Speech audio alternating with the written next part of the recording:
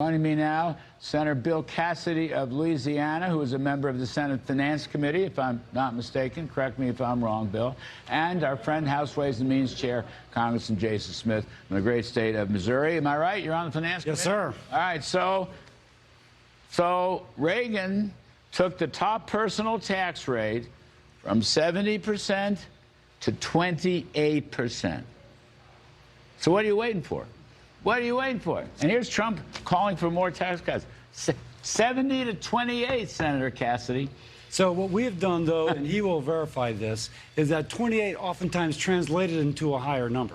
So I think that the effective tax rate is going to be roughly the same when you take into account current tax law, including pass-through tax law. Wait a second. What about inflation? You have to adjust for inflation, which, by the way, you had some inflation adjustments in your package.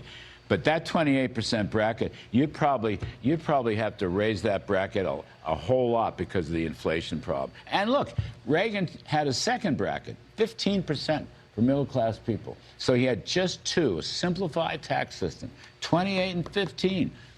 Jason, what do you think of that?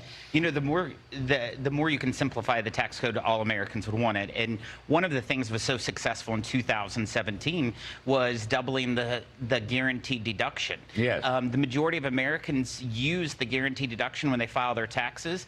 In this bill, we actually increased the guaranteed deduction $1,000 per person. This is real savings because 91% of all Americans used to file the standard deduction, so they don't itemize. And whenever they just do it by the standard, it makes the tax code flatter and fairer. Yes, absolutely.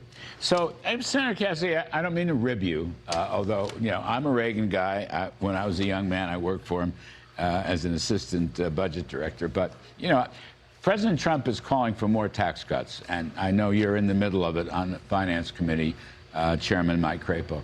What's in store for us? What can you tell us? Our hope is to have a bill that stimulates economic growth, that over the next 4 years and beyond, businesses will have certainty as to how to plan their finances going ahead. As they have that certainty, they begin to employ more people, and you begin having higher wages paid, as we did after the Tax Cut Jobs Act of 2017, because there's more competition for workers. Our goal is a better livelihood for working families in the United States of America. Is there any chance that you would add to the tax cuts as Mr. Trump suggested? Show me the particular provision. Because believe me, we're trying to make this something which is pro-growth. Absolutely. And so if we can make it pro-growth, and obviously you got to pay for things, if you can do that, and sometimes pay for is by increased economic growth. Yes, yeah, now you're cooking. Yeah, yes. If we can do that. Now you're cooking. Absolutely. The CBO came out, I think they did it again today, 1.8% growth for the next 10 years. That's just nonsense. And that, by the way, assumes productivity coming down. Productivity has been up 2% for the last 5 years. You've got, you know, AI coming down, quantum computing and all these things, plus tax cuts, plus better depreciation. I mean, I think you grow the economy at 3, you make $4 trillion above that 1.8 growth rate. How about it, Senator? You can build in a big growth rate in your bill? The growth rate will be a compromise between what these guys agreed to. He was 2.6. 2.6, and I think ours is going to be 2.6. There's a limit upon the growth rate that would be accepted because we got to pass it. Larry, get him the votes and get me the votes.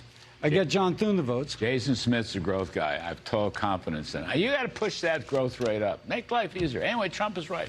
More taxes. I'm not sure which one he wants either. Unfortunately, we're out of time. I got Deputy Treasury Secretary waiting.